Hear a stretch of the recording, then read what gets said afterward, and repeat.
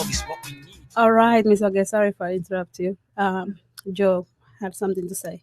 Miss Oge, welcome to Jesse Radio. How are you? I am fine, thank you. For those who don't know who is Miss Oge, could you kindly tell us something about yourself, who you are and what you represent? My name is Ogechukwu Ene, Mm-hmm. and I am a mother of 2. Yes. And a grandmother of 4. Wow. I came to Finland actually about 38 years ago. 38 years ago? 38 years ago. Oh my goodness. And I came to Finland to study education at the University of Helsinki. Yes. So I had my master's degree in education in the year 1991. Wow. And after that, I went to work for the same university as a program manager of multicultural education. Wow. So during the time when the Somalis were coming to Finland, I was the director of multicultural education at the University of Helsinki Institute for Continuing Education. I'm sure you were one of the first Black ladies. Yes. Yeah. I was designing courses for teachers. Yeah. Teaching them how to receive children who are different into their class. Mm-hmm. And also for the kindergarten teachers, even to nurses. Wow. So we did a lot of background work with multiculturalism during the time in the early 1990s. Take us back. How was it then compared to now? I will say that when I arrived to Finland in 1985, there were not many Africans. Finland was people were very excited. And especially when my son was born in 1986. Oh, he was born here? He was born in Finland in 1986. Wow. And he had lots of hair because Finnish children don't have hair when they are born. Yes. And being a boy. Yes. So they had put ribbon on his hair because they were very excited no. to see lots of hair. No. So when they brought my baby for me, I said, you told me I had a son. How come you brought me a girl? They said, no. It's your son, but the hair was so much. Oh and my we were God. very excited. He always had a lot of hair, though. Yes. He has, wow. So during those periods, there were not actually many Africans. So Finnish people were very friendly. So you guys were like basically celebrities? Yes, during the period. Yeah. People will come up and they have nice discussions with you. Wow. But then during the late 1990s, started coming the Somalis. The Somalis. And they came from Soviet Union. Wow. So they started coming in groups and in large numbers. So that was when Finland changed because they didn't have information. How did Finland change? It changed that people became aggressive. People became very closed. Because I think it's because what made them aggressive? I think it's because of lack of information. Yes. And also because they have never had Africans come as refugees. And then they were Muslims. So those things were the things. And they didn't have an opportunity to give people knowledge about the Somalis. And that was why I was in the university designing courses for teachers and nurses and kindergarten teachers on how to receive them. How, like, let's talk about a little bit of Somalis. Like, Somalis then, did you think that back then, the Finnish people, they have different pictures of us Black people, They always count Somalis, Black, we're all the same. Whenever one apple do something wrong, they, put us together. How are the Somalis then? That's 1991 or 90? In the 90s. In the 90s compared to now. I think that now the Somalis are actually the second generation. They are doing very well. Yes, excellent job. From the first generation. Because, the first generation, some of them were quite from the countryside. So they were not educated and they couldn't anymore learn Finnish language. So it was very difficult to give them services. So they acted out somehow. But I think that also the first generation, they have done a lot of good work in the sense that they have then prepared the second generation. Because nowadays I see lots of Somalis graduating as nurses, midwives, doctors, and in those professions. And of course, we have to remember that they are the largest group of Africans. Are they? They are the largest. I thought Nigerians were. No. Okay. Somalis are in their tens of thousands. Wow. Because they are refugees. Yeah. So they are the largest African population in Finland. And actually after them, I think the Congolese, because the Congolese are also, some of them came as refugees, or quite many of them, before the Nigerians. So when you talk about the top 3, yes, Somali, Congolese, and Nigerians. Nigerians are mostly, Nigerians don't get refugee status. No. They are mostly students, and some of them are now coming and doing businesses like the taxi businesses and all private businesses. Nigerians, they're go-getters. They've always been go-getters. Industrious. Very, very. Yes. And they're everywhere in this continent. Yes. Let's talk about this topic today. Okay. A few weeks ago, I talked with Elvis and Eugene about this topic, and they actually share a very, very valid point of view from their own perspective. And I wanted to hear you out as a woman who has lived here for so long. You've seen so many changes, good and bad. And we were just talking earlier, how happy and proud you are to see many, people are really doing what they're supposed to do, and all that. Let's talk about this topic. How important it is for you to see Africans supporting one another. You see, this is basically the work I did for 19 years in the Culture Center Kaiser. Yeah, I remember I was working at Kaiser. Yes. So when I came to Kaiser, I made up my mind that I was going to work for immigrants. And I employed immigrant artists, and they were doing workshops in Helsinki city schools. And I was also like helping to send them to places where people need them to go and perform. So that was my big aim when I was at Kaiser. Yeah, I remembered. I focused on immigrants. Are you still working there? No, I am not anymore in Kaiser. Okay. Incidentally, nowadays I work as a teacher in the Finnish kindergarten. How many years you were in Kaiser working for? I was in Kaiser for 19 years. 19 years, wow. And I was in the university for 10 years. Wow. And now I start to work as a teacher in the Helsinki city kindergarten. Wow. And I really enjoy it. I really enjoy it. To connect with those kids. It's wonderful. I really enjoy it.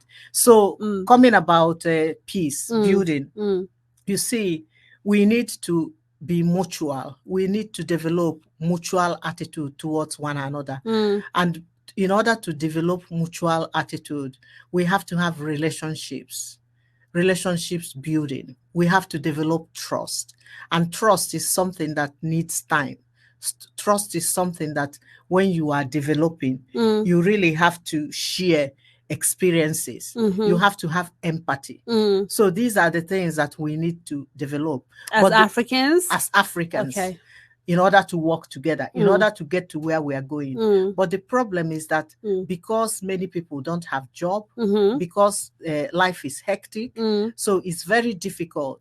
But we must come to a point when we learn that we need to develop mutual relationships. That is true. When we have our African having a business, for instance, yes, we go to support it. No matter how expensive it is, we believe and we trust that the person has put it in that price because of the cost the person is also paying. So we don't go to support other people, but we support our own. That is a mutual relationship. And then another thing we have to do, we have to also know that relationships are reciprocal. Yes. You give me, I give you. Yes, it's give and take. Yes. Give and so take. It's not only one person one giving. Person, exactly. So receiving. It has to be shared. A shared process. Yes. And then it doesn't have to be a command thing. Nobody should be the boss who knows it all. Exactly. Everybody should come and know what we are doing. Explain what is the idea, and then together we forge forward. Exactly. These are very important. And then, of course, we have to have the point that we want to recover. What I mean by recovery is development from inside. Recover from all the traumas, all the different experiences we have had, so that we can grow inside. Give me an example of what you mean. For instance, you see, a lot of people are just looking for fun. But life is not only going for up. Yeah, it's not Sometimes only life goes down. That's and true. when it goes down, you allow that emotion, because that emotion is going to teach you to have stamina from inside. That is true. Grow from inside, so that when you are in a situation, you are balanced, you are not emotional. Because some of our people are very emotional. Little thing, they start shivering, they start being afraid. So we need to develop that stamina from inside, so that we can be strong no matter what the situation is. And then, of course, we have to recognize and be courageous. Recognize the strength of everyone. Everyone is important. Everyone is unique. It's like in a puzzle. That is true. So when you are building a puzzle, every part of the puzzle, if you don't get it together, the puzzle will not be ready. It won't, exactly. Yes. So these are the things we need. We need also to include, to make it inclusive. We should include everybody. We shouldn't backbite. We should not speak behind the back. But that is something that's most we African we're known of, and you know what I mean. And how can that be stopped? What is the mindset that people need to adapt? You see, we can stop it if somebody comes to us and begin to backbite our sister. We can either change the topic, or then we can say, "Hey, stop! I don't want to listen to this." That is true. Will you be able to talk this when this person is here? No. And when you do it once, twice to this person will definitely stop. That is true. We shouldn't backbite. It's something that is not very good at all. It brings the energy level so down. So that is something that we don't need.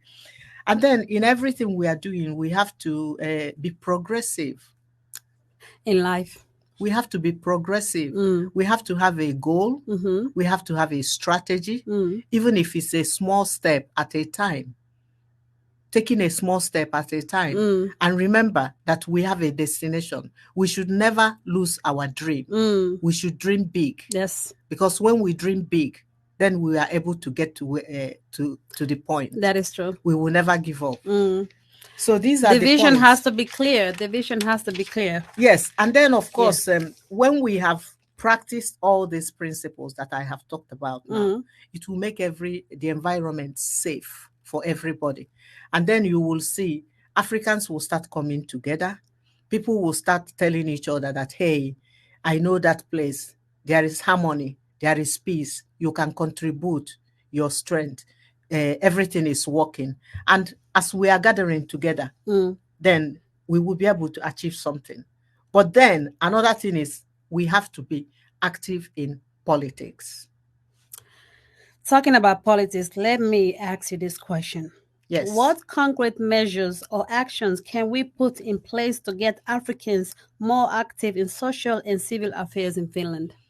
You see, you are talking to a woman who contested 6 different elections in Finland. And did you ever get the support that she needed? I did not. I was voted by Finns. Africans didn't vote. Wow. Because Africans usually don't even remember the day of the voting. And many of them will ask you to give them money in order to go to vote you. Or then they will ask you to come and pick them up. Oh my God. Some of them so they think they are doing you a favor. They think they are doing you a favor. Wow.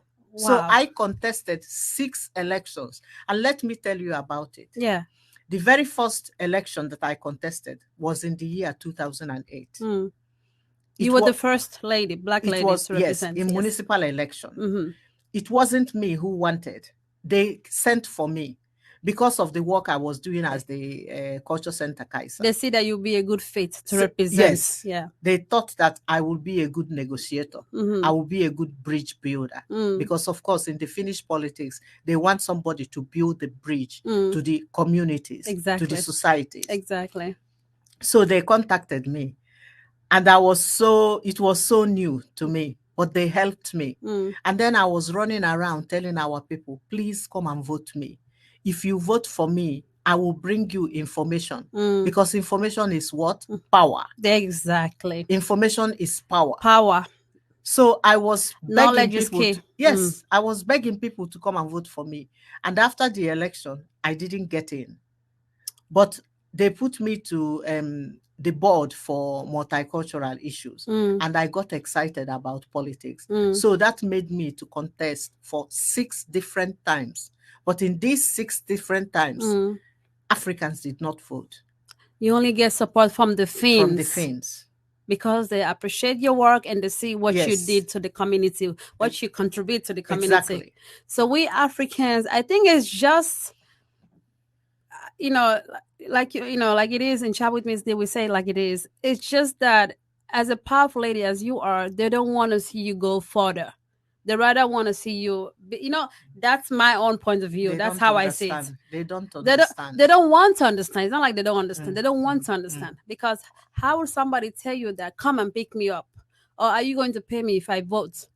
Because if you understand the whole concept, why you're there to represent us. Exactly. For our own well-being. For our, you're making it better, So exactly. Do you think that mindset has changed? When looking at now, that was why I skipped 2 elections. I didn't participate because I said to myself, election in Finland, you have to sponsor it by yourself. Wow. You have to even take a loan in order to be able to print the flyers and everything, and to get big flyers to the buses. So I used all my savings. And then I thought that people didn't even understand the hard work I have been doing.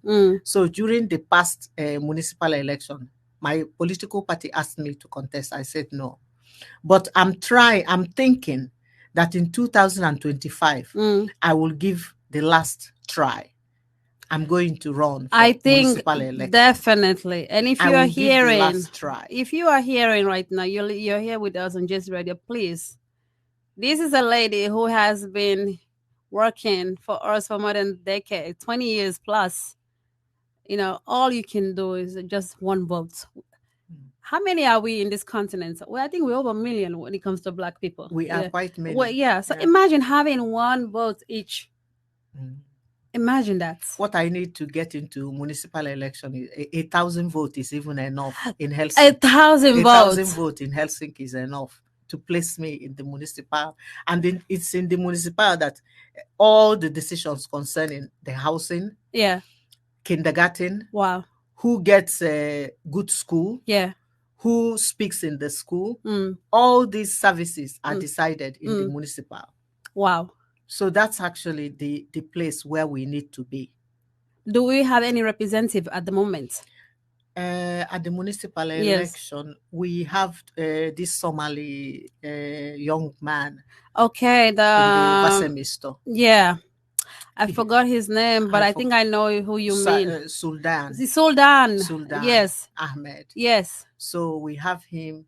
Is there any other one again? I know the Somalis, they are quite handful of them. But this is also something that I really want to tap in because, he's a Somali and he's a brother. But at the end of the day, I just feel like, we Black Africans, it's like we support who we know. Who is our friend. But if you see a brother, you see a sister, doesn't matter where they're from, what country they represent, that's your brother, that's your sister, it's our duty to push forward and vote for that person. Sultan is there doing a great job, but we need, for me, I think that we women, we do it better, if I may say so. We need women. We need women. And we need women who have experience. Exactly. I have lived in Finland for 38 years. There is no experience I have not. Exactly. I came here single, and then my children were born. So I know all the experiences in the kindergarten, in the school, in the university. Who would be best to represent us than you? Exactly. And I have network already in politics. So it's just for my people to give me the power to speak for them. Not to speak for myself. You are speaking to the right person. You are speaking to the right person because I am a woman who empowers other women. And I believe that, what we need right now is unity, and we're talking about the perfect topic, supporting and standing unity, So this is a great example, like talking is less. Let's do some action. You said 2025, right? 2025. 2025. And all you need is 1,000 votes. Only 1,000 Only 1,000 votes. Only 1,000 votes. I'm going to promise you right now that I never say anything that I cannot do, but just know that I am there to make sure that you get in. I'll do all my best to do, it's all about social media. It's all about social media. You got to put yourself out there, and people got to know what you do. And now people know what you do. Most people, they just see you and, you do all this talks and all that, but they don't know what you really did for this community. I've seen you. I came here when I was little, you're the first one. I remember. Yeah. So for me, it's such an honor to even hear everything that you have accomplished. It's really such an honor. So definitely, you got my votes already, and I know you got many more votes. We're going to make sure that you will be there to represent us. And now I would like to talk to you about our Africa in Finland. Let's talk about that. So basically, the Africa in Finland was founded when I left Kaisa. Because I left Kaisa during the Corona period, 2021. And I knew that I was going to leave because I planned it. Okay. So when I was leaving, I thought that all the skills and all the work I have done there, that I don't want to let it to go without any like saving part of it. So I decided to found this association, and I invited some Finnish professionals. The association name is Africans in Finland. Africa in Finland. Africa in Finland. That is that Africa has come into Finland to stay. Yes. So Africa in Finland. So Africa like a state in Finland. So that's what it means. And I was looking at the next generation, because after our generation, we have the next generation, and then we have the next. True. So Africa has come to Finland to stay. To stay. So that's the name of the association. So we founded it with Finnish partners, and now we have been able to get some money. We have done family event, which you were our MC. Yes, I remember that event. That was a beautiful event, though. And we're going to do part 2 of that event in November. November 18th. Okay, yes. So you already have the dates and the venue. The date. The church was so excited, and they funded it. Yes. They gave us 1,000 euros. Wow. To perform the second one for them. Wow. So, and then we had them Igbo dance. Yes. The dance festival. The Igbo dance, and those was in kids. August. Yes, I remember that. There were lots of people. There were. We had about 150 people on in Rauha Asema on the 5th of August. Yeah. So it was really boosted my energy. Was that the first event that African in Finland have organized? That is the second one. That's the second one. Because the first one was the family event. Yeah, the one that I hosted. Yes, the one you were the MC. Yes. And then we had this one. And then we are going to have the one in November 18th. November 18th. And then we are planning that we might have a festival. We might organize a festival in one part of Helsinki. Yes. And it's going to be Maunula Pakela Oulunkula. Wow. We will have a festival in summer 2024. And who are welcome in that? Everybody's welcome. Everybody's welcome. Okay. Because we are going to apply the money from the city of Helsinki. It's an open invitation for everybody. It's open invitation. That's next year, right? Yes. And all the African artists, only the African artists and designers. Now, this is what I'm talking about. Yes. We are supporting our community, our African artists, designers. If you know you have talent, you want to showcase it. When was it again? Next year? It's going to be in June next year. Next year, June. Make sure to contact Mama Oge. She will give you guys more information. Now, let's talk about this topic. I wanted you to answer to this one, the one that I asked earlier. Like, what concrete measures or actions can we put in place to get Africans more active in social and civil affairs in Finland? It's like, in the church, people go out to witness.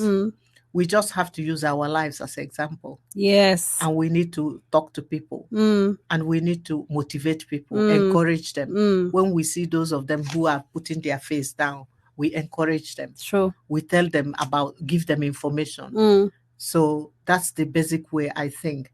And I believe that as we are now warming up, because I can see that there are lots of activities going on. People will be networking.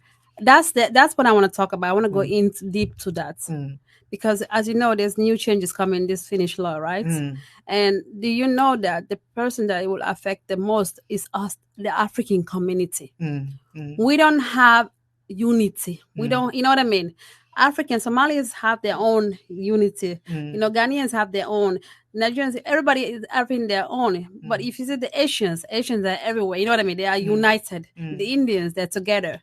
The whoever, like, they have their own. You know what I mean? Why can't we, as Africans, different countries, we should have a unity where we are all united? Because I feel like when these new changes come, it will affect us Africans the most. Because why? Most of the people don't have knowledge of what's going on. Nobody's telling them.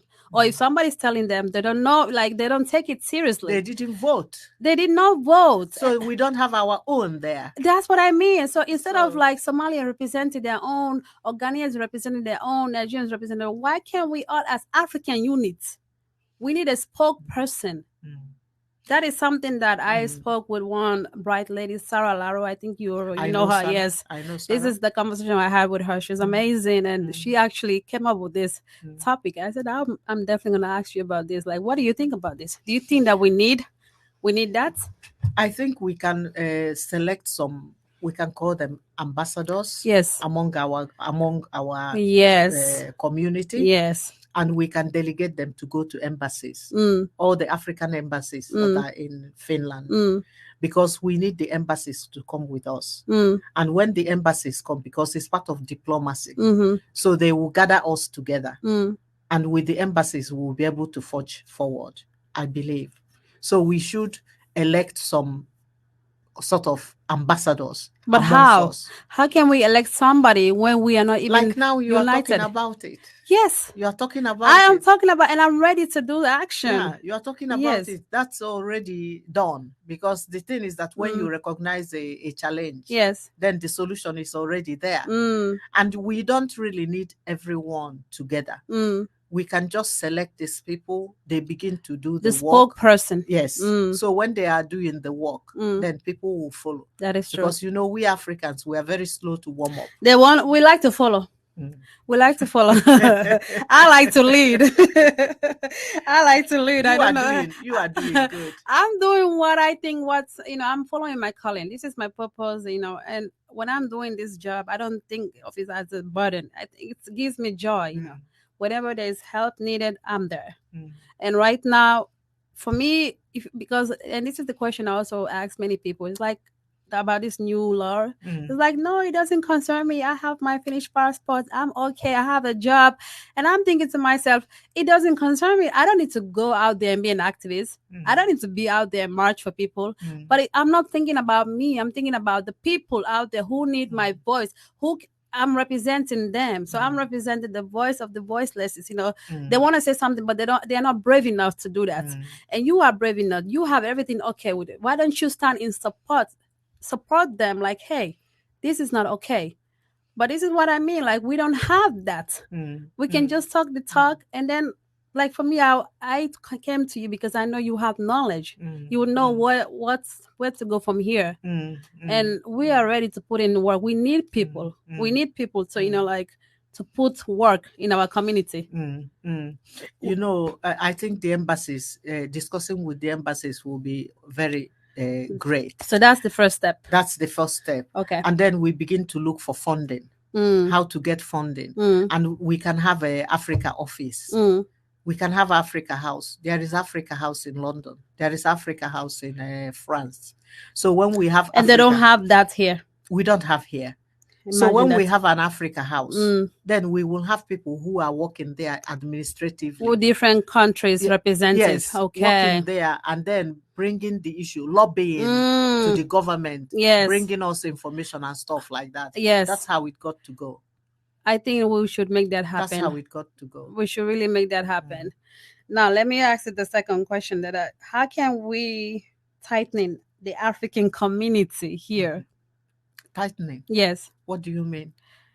Because I feel like we're all over the place. We're all over the place when it comes. In that sense that everybody's thinking about themselves. Okay. This is what I mean, like, how can we tighten the African communities? Just like I said, the Somalis are doing their own, the Ghanaians are doing their own, the Nigerians are doing their own. Like, how can we have this unity? We can still, You see, we can have an umbrella. In fact, I was thinking that Think Africa wanted to be the umbrella, or even this Afrofin. So we can have an umbrella organization that all these other associations are under, because it will be very difficult. You know, Finland is an individualistic country. We have to allow people to come out with their as individuals. Of course. But we can have an umbrella association. Yes. That all the other associations will be. And that umbrella association is the one who will be looking into the affairs of this Africa House that I'm talking about. Yes, that is exactly what I meant by tightening. And they will be the one that also could lead into this political power. Yes. Because we need political power. Yes. Without political power and without speaking with one voice, there is a lot of things we will miss. That's true. In this society. That is true. But when we are able to organize ourselves and have that kind of strength, you will see the politicians coming to bow to us and tell us what they will do for us in election. That is true. Yes.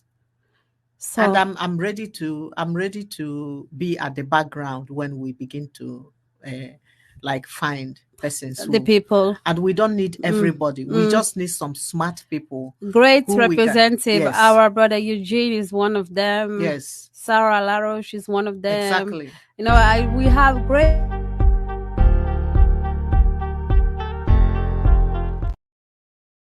Yeah, they are doing amazing job, you know, in our community. So don't be in the background. Come up, come out, and just, show out. Be the change you want to see in the world. Like I keep saying in my platform here. And Mama Oge says that she will definitely be, the advising. One. So, yeah. Anyways. Let's see. There's a few people here. If you guys have any questions for us on this topic, please call this number 044-244-9889. If you have any questions for this topic, please call that number. We're here and we're ready to answer your questions. We're going to take a quick commercial break and we'll be right back. Hey, I lift my hands up and thank him over again. So give me Bring some water. One day at a time. So one day at a time. Troubles got come, troubles got go on me and okay.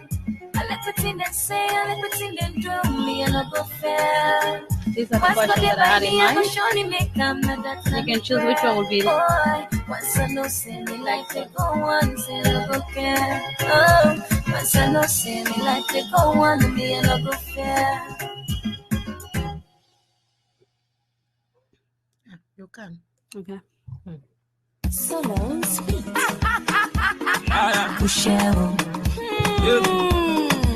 All right, guys, welcome back to Chat with Miss D. This is Jesse Radio, and I'm your host, Miss D. I'm here with Miss Oge. We're talking about why it's important for Africans to support each others. For those who tune in and who has already listened to our conversation, we were talking about the steps that we need to take as Africans, to go further in Finland. We have acknowledged that definitely we're doing great progress, right? In our community. A lot of us are doing better and greater things, and I couldn't be more happy and prouder. Mama Oge has been here 36 or 38 years. 38 years, so she's seen it all. And I've been here 20 plus years, 23 years actually. So yeah, I'm coming up. And I've seen it all. I'm like, when I came here, I did not have a role model. I have to say, we didn't have a representative, because all we see is the finish this, finish that. So we got to follow the Finnish policy, But now we see our ladies, our men are there representing and giving that voice and representing us. And this makes me so proud, because I feel like, okay, at least I didn't have a role model when I was growing up, but now my children can look up to you guys. They can look up to people who are doing good things for us here in our community, and we should continue that role. We're talking about umbrella, that how this Afrofin or Think Africa and all these other organizations, we should all be on one umbrella. and build up our African community for a greater purpose. So that's what we talked about before we went on a short break. Mama Aga, how are you feeling? I am fine. It's Yes. hot seat. It's a hot seat. In a hot seat, come on. We're talking about a very, very, very important topic. So let's go back to history. This is the question I asked Eugene and Elvis. I wanted to ask you your own opinion on this. Somebody is calling us. It might be my phone. Is your phone, right? It might be. All right. It will stop. Should I give it to you? No, you don't have to. Okay. Buy me baby range. Okay, so I asked this gentleman last time the same question. I would love to hear your opinion about this. What do you think is the reason that keep us divided? I think it's because there is not, there is not really the cake that is for Africans that we are cutting. So everybody is doing their own business. So it's not like we don't want to be together. So when there is this cake and everybody sees that this belongs to Africa, then everybody will gather. And this cake again returns back to what I said. If we have an Africa house, and then people can wake up and say, I'm going to Africa House because I want to go and see exhibition. I want to go and eat African food. Because when we have this African house, there's everything under that umbrella. Yes. Exactly. We will have offices, we will have exhibition space. We don't need to be divided. Have restaurant, and then people, it's just that we do not have a point that this is for Africa. Exactly. That's why it looks like we are divided. Yes. Everybody is doing their own thing. Yeah. What are the supportive disciplines that people think that people need? The discipline. Yeah. You had some few notes that you wrote there. Yes. I am thinking that the thing that will motivate us, the discipline that we will need to have is having our goal. Somebody has a goal. Yes. Because you see, I think again, because of the social benefits we have, the welfare state, Finland is a welfare state.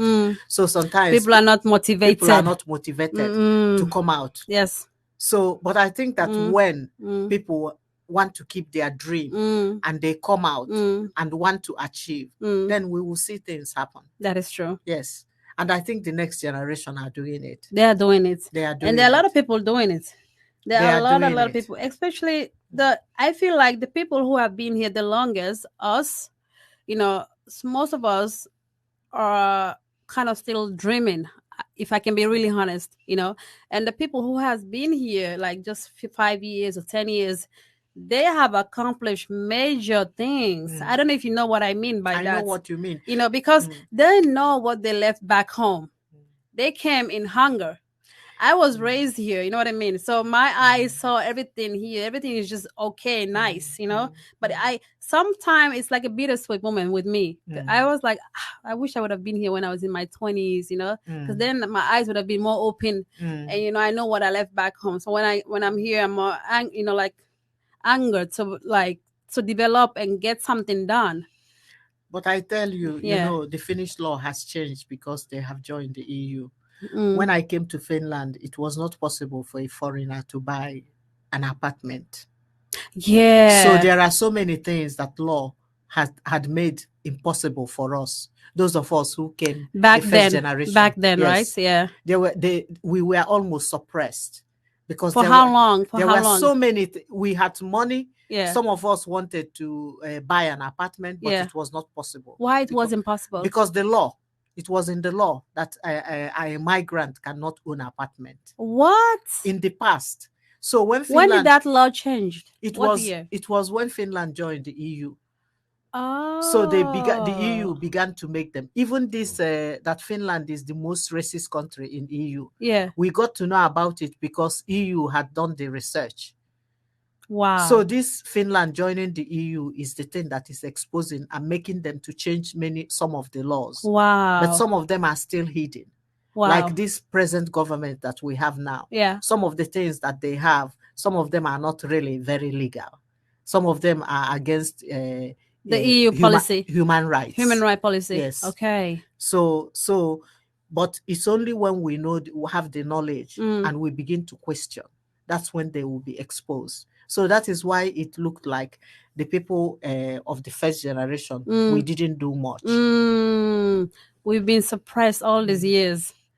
Because I'm just thinking, I mean, there are a lot of people who have achieved, and also including me, you know what I mean? Yes. But I just feel like nowadays people who just come here, you know, like 5 years ago, 10 years ago, they have so much ambitions and they are not here to play. Which is good. Yeah, they're not here to play. I have many of my friends who've been here 5, 10 years. They never seen what is Kela even, or what Kela is about.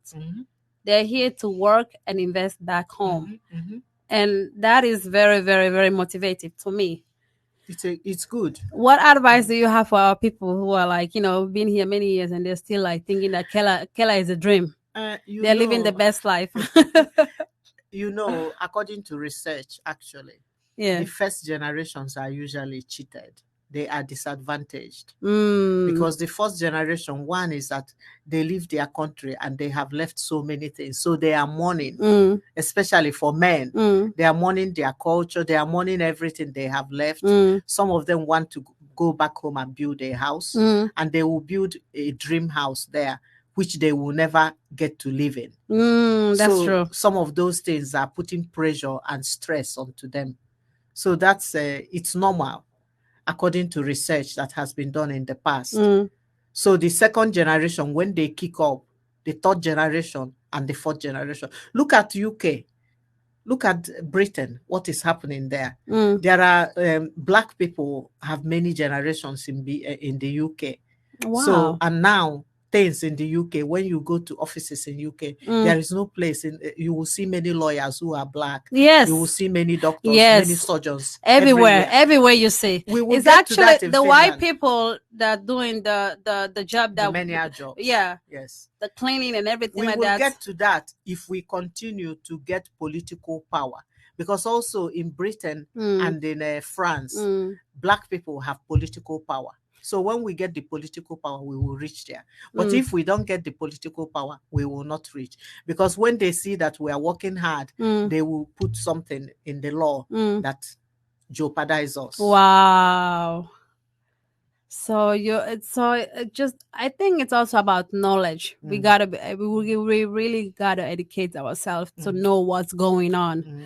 I think these people, they want to keep us in dark, and they have been doing so for many years. By we've been blind in so many cases. It's not only Finn, it's elites of all countries, even our elites in Africa, elites in America. They want to keep the masses in the dark. Is it the rich get richer, the poor get poorer? Exactly. Kind of mindset. Exactly. The politicians and the elites, they want to be there, and then the masses are down. So what is the solution for this? The solution is what we have been talking about. Knowledge. We need knowledge. We need political power. We need education. Because if you don't have education, you will not be able to understand what is going on. That's true. So these are the solutions.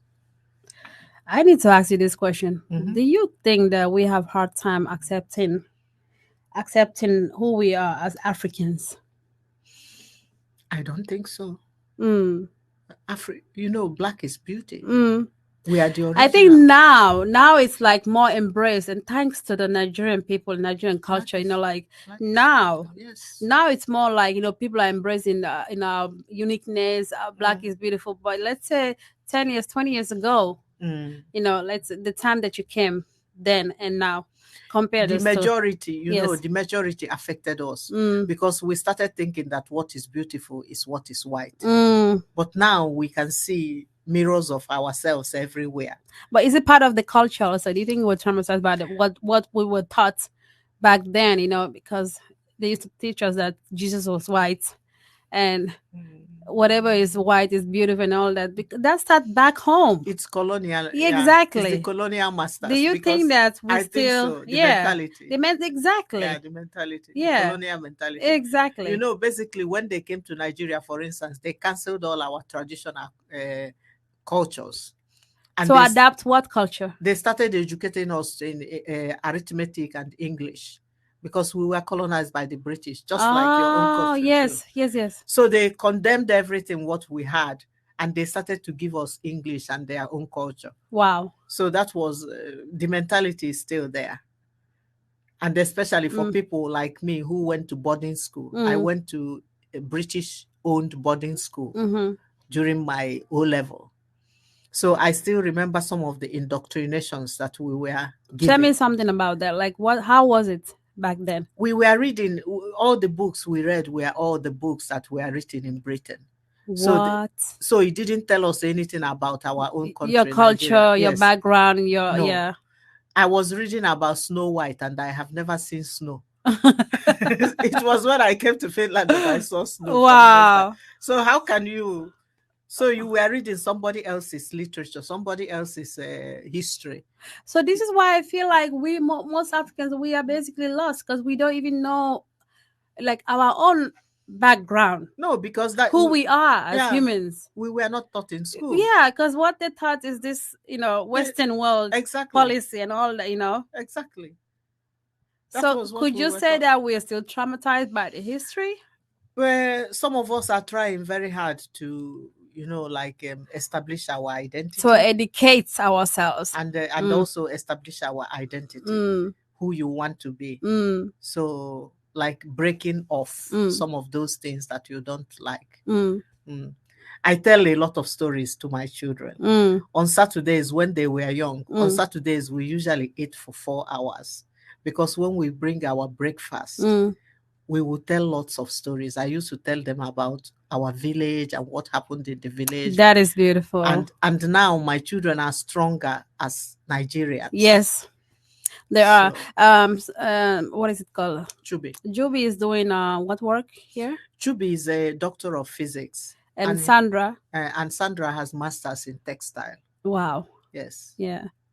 They're both doing a very, very wonderful job. They are all professionals in their skills. How important was for you to actually teach them their, it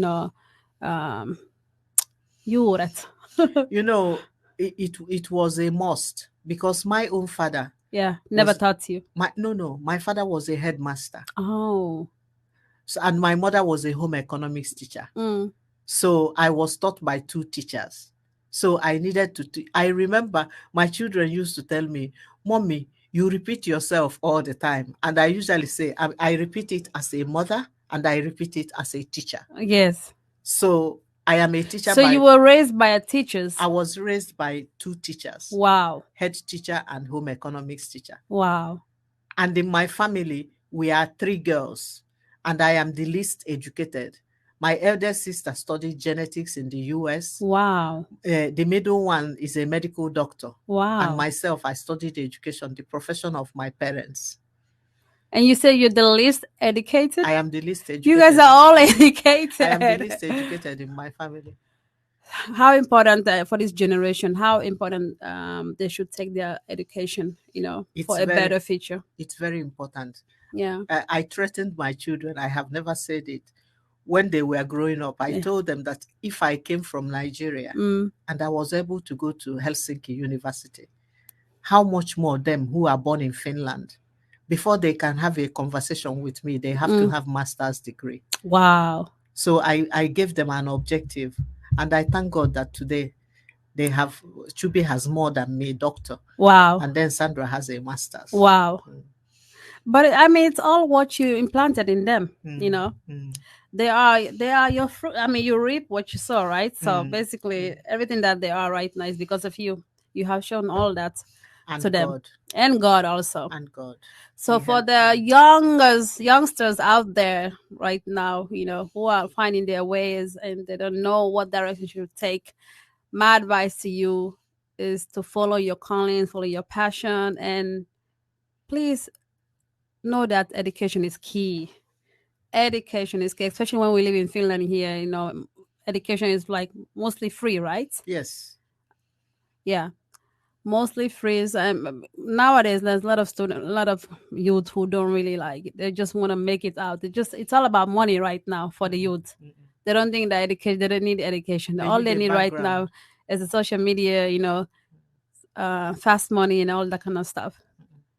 So you would say education is really, really, really important. They need a background. Yeah, it's the backbone. And it's not even for the youngsters. Everybody, especially like when you know that you want to accomplish something in life, and you know that you need education to back that thing up. Don't be afraid. I think that with us, with Africans, we have this stigma that's when you're over 40, it's like you're too old to study. What do you think about that? Do you know how old I am and I'm still ready to study? Yeah, but I mean, black don't crack. But I feel like for you, it's because it's part of you, who you are. You are that kind of person. You're always like willing to learn new things, and you are eager to learn new things. You know, and for us, for some people, they just don't want to. Don't worry. They consider themselves like they're being too old, or education is not for them. What advice do you have for people like that? I believe that Finland will teach. This government we have now will teach everybody to be up and doing. Yes. Because they are removing the asumistuki. They are removing the asumistuki. That's something I didn't even know myself. And they are also, Helsinki City is raising the prices of their apartments. No way. By 12%. Oh my God. So very soon they will start evicting people. So everybody actually practically has to look for a job now, because they don't want people anymore to be at home. And these are the political decisions that has been made by this political party. What? And how soon that will be like? It's probably going to take effect from the beginning of next year. So this will affect all people, especially the stay-at-home mothers who are not working right now. It's affecting everybody. Everybody, even people who are working also. People who are working, if you have small salary, you will not get asumistuki. They are reviewing all this asumistuki that they give. What about the ones who don't have work? Then, yeah, they will be going to stand in line to get food from their lines. This is a real wake-up call on Chat with Miss D. Things are going to change. This is a real wake-up call, guys. If you hear me right now, tell a friend to tell a friend right now. If you're not motivated to get education, please be motivated to find a job, because we are living hard times right now. This is very, very, I'm thinking about the mothers out there. I'm thinking about people who just came here, for a better future, for a green pasture and all that kind of stuff. If all this, asumistuki and all this thing has to be cut. They are cutting. So it's like it's 100% sure that this will happen. They have started already. They already started that. The Minister for Social Affairs now is a very tough lady. When she was in the Ministry of Education, she cut so many things, and she made that teachers, for instance, in Ammatikolu, where they should have like 5 teachers, she cut them into 2. Wow. And it was very difficult, the number of hours they were having eta. Wow. And the number of hours they were reporting in school. She's a very tough lady. So they are very brutal. They don't even think about... They have been discussing it, and they said that they have to cut because Finland is in debt. Finland has a lot of loans. And they think that by cutting asumistuki, that's the best way to do it? And also they are cutting unemployment benefits. Unemployment benefits? Yeah. Okay. Asumistuki. And then they are increasing the housing. City houses. Oh God, this is the bad time. By 12%. By 12%. So it's going to take effect from beginning of next year. So people should wake up. My brothers, my sisters. Politics, so I know this. This is why we need a representative in this, because we need somebody. Municipal. Exactly. Yes. This is the reason why. If you never take anything serious in life, please take this thing serious. By next year, things are gonna be hard for most people here, especially the ones who are not working, and the one who think that Kela is alive or they're living the dream right now. So it's about time you really, really, really reevaluate what's important right now. Kela, or take yourself to job or education. Do something. They are even discussing about all those people who are with their children at home until they are 3. They are going to take immigrant children away to kindergarten from 2 because they want them to learn language enough in order to go to primary school. So even if a mother wants to be at home because they want to be getting the Kela money, some of them will not have that opportunity. So by 2, they're allowed to be at home by till when? They allow them to be at home until 2. And then they send them to kindergarten so that they will learn Finnish language enough in order to start school. And mothers have to go to work or go to study. Does this policy, is it for everybody or it's only for the foreigners? It's for everybody. It's for everybody. For Finns. For Finns, everybody. It's for everybody. Okay. So there is going to be lots of job in the kindergarten. Wow. Because a lot of small children will be coming. What advice would you have now for our brothers and sisters listening to this topic right now? Let's say I think that these things will be a wake-up call, like what you have been saying, that many people are not doing. They are lazy or they are at people home. Are sleeping. They are sleeping. They are sleeping. It will wake them up by force. And for I think if I heard this first, this is most of the people who are listening to us right now. It's the first time them hearing this thing.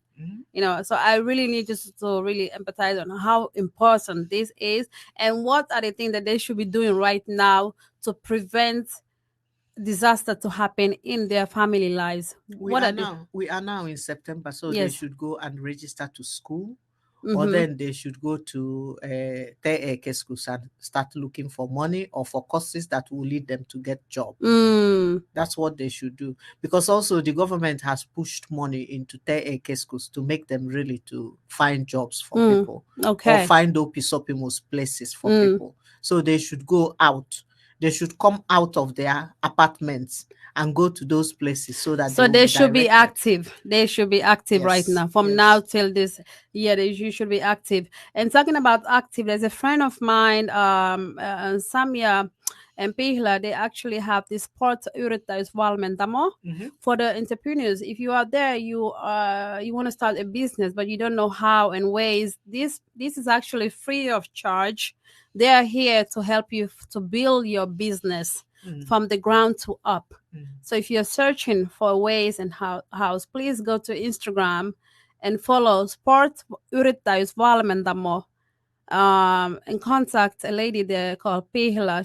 She will definitely help you through with whatever business idea you have going on. You don't need to sit alone with your business idea. There's help available, but you got to put yourself out there. Ask the people that, will take you further. We need to take action. Because I can say, yeah, I'm good, but I'm not thinking about me once again. I'm thinking about the people that I know that this will be, affect. I've been working since I was 14 years old, and I've never been the one that likes to be collecting 400 euro and stuff like that, You have to think about your pension. Exactly. Yeah. That's the thing. This is the thing that we black people, we don't think. That's the thing. Kela is nothing. When you are 60 or 40, 60, or when pension starts, 17, that's when you really think that, damn, I really did mistake in my life. Because I'm thinking from 14 years old, I've been working, and now I'm 37, and I've been saving all that pension money so that when I go in my pension years, I know I'll be getting the same money that I'm having now. Or, you know what I mean? I'll be okay. This is the mindset you guys need to have. You're not working, you're not outsmarting the system. This system, you can never outsmart this system. If you think that you're smarter than this system, boy, there was a surprise coming for you, because I used to work as a social worker as well. I used to make decisions and all that, so I know. And there have been lots of foreigners who have been doing this. What is it? Petos. They lie. Yeah, they lie that collecting money from Kela, from students, and then we know all these things, and they know they just act like they don't know because they want to keep it coming. And then when they catch you for good. You end up paying what? Paying them back 10,000, 15,000, 20,000, and you think that you're smart. So don't please, I'm advising my brothers and sisters out there, don't think that you're smarter than the system. They know everything about you. everything, especially when you give them that your ID details, ID card, yeah. ID details. They know everything. Your second Even job, salary. your salary. They know everything. So please be wise out there, and if you have a business and you need some help with it, don't hesitate to contact Pihla at Sport Yrittäjyysvalmentaja on IG. We're gonna take a quick break, and we'll be right back. Okay, guys, we are back at our topic: why Africans should support one another. So we're about to close up soon, but I would love to all get to give one last advice for the people out there. Advice is there a question? No, it's more like advice, motivation for the people out there. You had made a very great statement on supporting and the discipline of supporting and all that good stuff. But what would you like to advise our African brothers and sisters out there in terms of supporting one another? I will really want to say to everybody that have a dream, have a strategy. If you are a young person, remember that time is money. Take care of your physical body. Yes, health is wealth. Health. That's take true. care of it. Because if you don't take care of your body and you get sick, there's nobody who will help you. That's true. In those homes where sick people are, you don't want to even go there yourself to see what is happening there. Wow. And also about these studies and work, what we are talking about, it's when you are working that you are saving your pension money. And when you are on pension, then you have money enough to use.